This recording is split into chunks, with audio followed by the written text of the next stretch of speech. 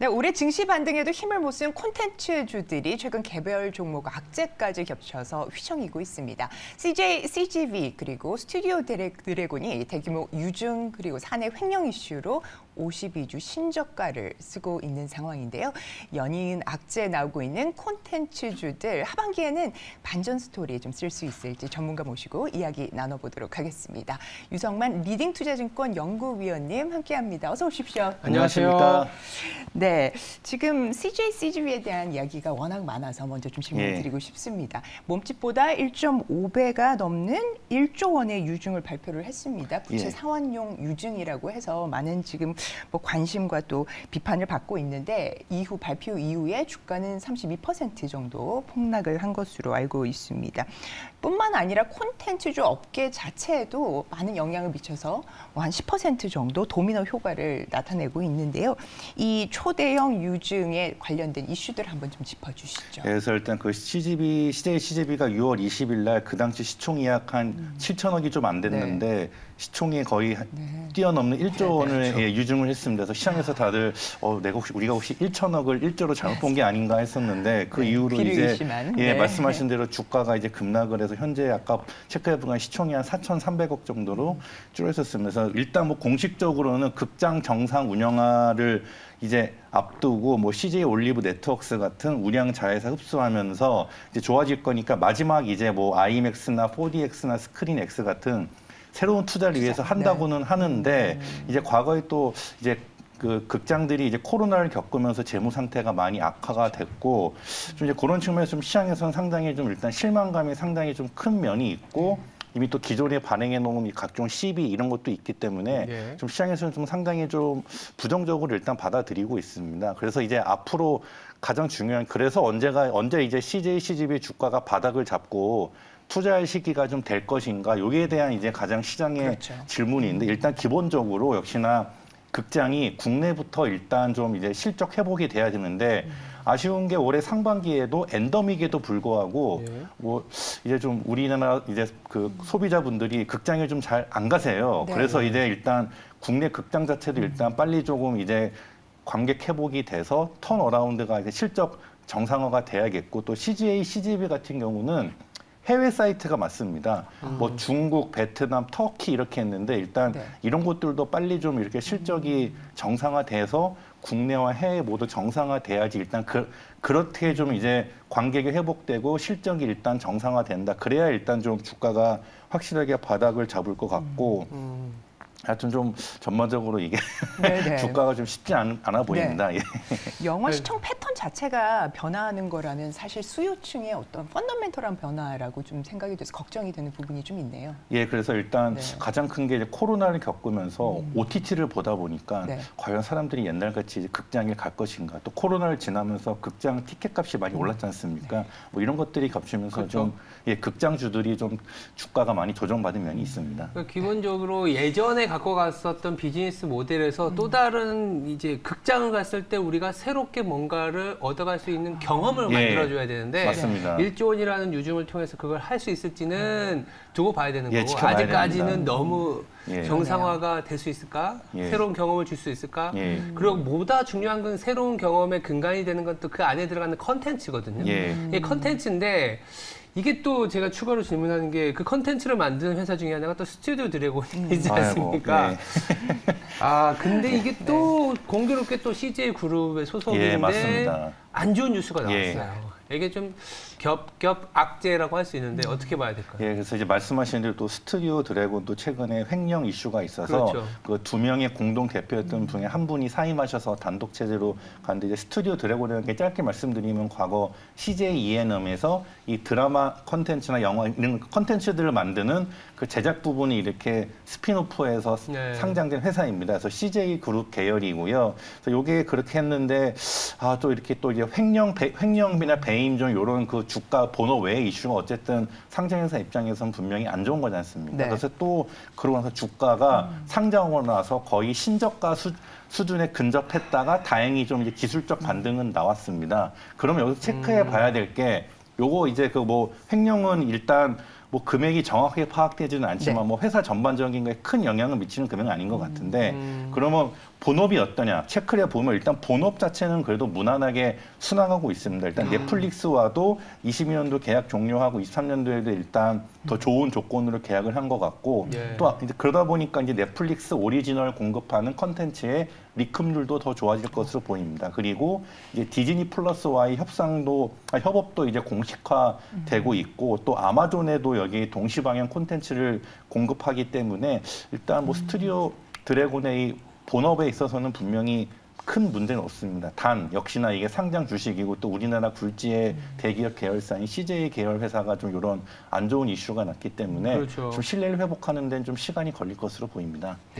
네, 좀 침울한 콘텐츠주 분위기에서 잠시 좀 벗어나서 저희가 또 기운이 나는 이야기로 좀 넘어가 볼까 합니다. 엔터주 관련된 이야기를 좀 여쭙고 싶은데요. 다른 쪽 네, 올해 역대급 실적 기대감이 모아지고 있는데요.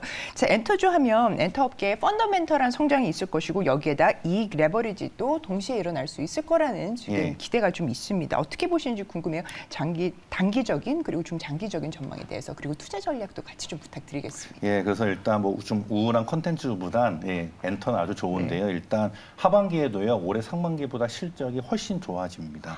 예, 이유가 뭐냐면 일단 코로나 때 이제 물론 BTS나 아니면 유튜브를 통해서 K-팝이 아시아를 넘어 글로벌화 됐기 때문에 똑같이 곡을 발표해도 앨범을 발표해도 음원, 음반, 유튜브 수익의 레벨이 올라왔습니다. 그리고 이제 코로나가 끝나면서 국내외 이제 오프라인 활동, 콘서트나 팬 미팅을 하는데 이게 올해 하반기에는 더 많아질 거고요. 특히나 이제 올해 이제 7월 중순부터 해서 연말까지 기존의 인기 그룹들이 각종 컴백, 특히나 이제 4분기가 되면은 12월 연말을 앞두고 11월 말 12월 초에 엔터사들이 집중 컴백을 합니다. 그리고 누가 나오나요? 예? 누가 나오는지 좀 짚어주시겠어요? 알겠습니다. 근데 이제 4분기는 좀 멀고 일단 당장 그래서 일단 올해 7월달 일단 보시면요. 일단 SM 엔터에서는 엑소가 컴백합니다. 그리고 NCT 드림이 컴백하고요. 그리고 JYP가 컴백이 올해 7월 달에 많은데 엠믹스 걸그룹이 컴백을 하고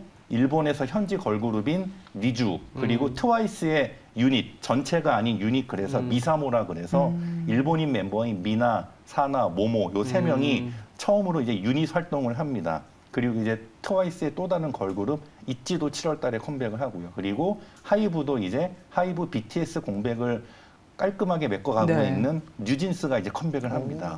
그래서 이제 SM, YG, JYP, 하이브 이렇게 지금 컴백 모멘텀이 많아서 제가 말씀드린 이유로 올해 하반기에는 실적도 상반기보다 훨씬 더 좋아지는 그래서 이익의 레버리지 효과가 더더욱이 커질 것으로 보입니다. 네. 시장에서는 사실 이제 그런 얘기를 많이 하거든요. 뚜껑이 열린 산업. 무슨 말이냐면 계속 성장할 수 있는 산업이 우리나라에 뭐가 있을까 하면은 사실 잘 없는데 배터리, 의료기기, 그리고 이제 엔터 이렇게 얘기를 하거든요. 어떻게 보세요? 중장기적으로 계속 우리가 소위 말하는 빠질 때마다 산다든지 이런 전략이 맞을까요? 매우 정확하십니다. 저는요 엔터는 우리나라의 다들 관심은 아시겠지만 대한민국을 대표하는 성장주, 수출주, 그리고 우리나라가 본산이지 않습니까? 또 중요한 게요. 이게 중국이 따라하지 못합니다. 항상 보면 우리나라가 스마트폰이니 자동차니 철강, 조선 하면 그걸 다 중국이 따라해서 우리나라가 상당히 좀 해당 산업이 힘든 걸 보이는데 아시겠지만 이 엔터는요. 하다못해 드라마나 게임은 빨리 따라올지라도 이 오프라인 활동하는 엔터는 중국이 함부로 못 따라옵니다. 그렇기 때문에 저는 이 흔히 말하는 워렌 버핏이 말하는 해자가 분명히 있고요. 저는 그래서 앞으로 엔터 산업은 말씀하신 대로 중장기적 추세로 물론 일시적 조정은 있겠지만 지속적으로 상승해서 이 시장이 또 글로벌화되고 지금의 이 K-팝을 경험한 어린 세대들이 성인이 될수록 점점 이 소비 구매력은 증가하고 K-팝의 이 소비 시장은 커지기 때문에 저는 앞으로도 이 K-팝주는 중장기적 관점에서도 섹터 측면에서도 언제든지 조정받을 때는 비중을 계속 늘려가시라서 이렇게 말씀드리고 싶습니다.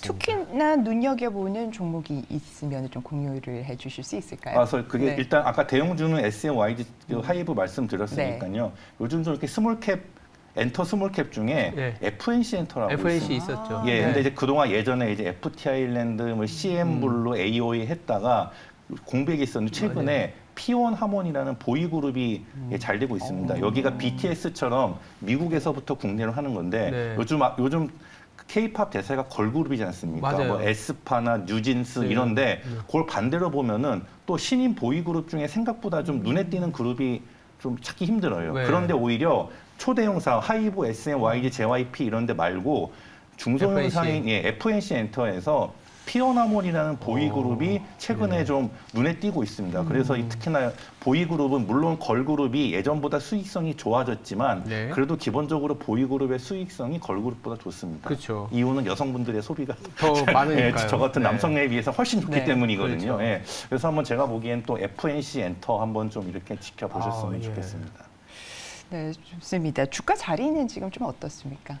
잘 들어가야지 또 투자 수익이 그만큼 또 나는 거니까요. 근데 보면 또 최근에 요즘 엔터주들이 다 올해 상반기에 거의 뭐 주도주다시피 해서 이 주가 수준이 다들 한두 단계씩 레벨업 됐습니다. 그래서 좀 다들 K-팝이 좋고 엔터 좋은 거 알겠는데 엔터 어떻게 해야 되냐는데 좀 그러다 또 최근에 또 단기간에 이런 그 상승 때문에 올해 상승 때문에 단기간 조정 받고 있는 저는 조정 받을 때마다 엔터는 뭐 FNC 엔터뿐만 아니라 JYP건 하이브건 뭐 YG건 SM이건 뭐 저는 다 같이 이렇게 바스켓으로 담아서 아니면 ETF를 들어가셔도 좋습니다. 그렇죠. 저는 그래서 엔터는 언제든지 저는 관심을 가지라 말씀드리고 싶습니다. 알겠습니다. 네, 엔터주에 대해서는 조정 시 매수라는 말씀을 주셨습니다. 유성만 연구위원님 오늘 말씀 대단히 감사합니다. 좀 자주 나와주시죠. 예, 알겠습니다. 네, 감사합니다. 네, 감사합니다. 고맙습니다.